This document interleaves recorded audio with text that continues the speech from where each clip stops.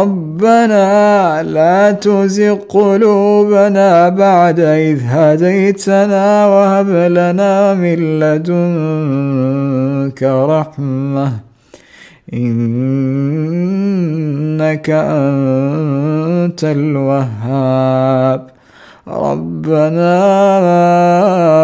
إنك جامع الناس ليوم لا ريب فيه إن الله لا يخلف الميعاد.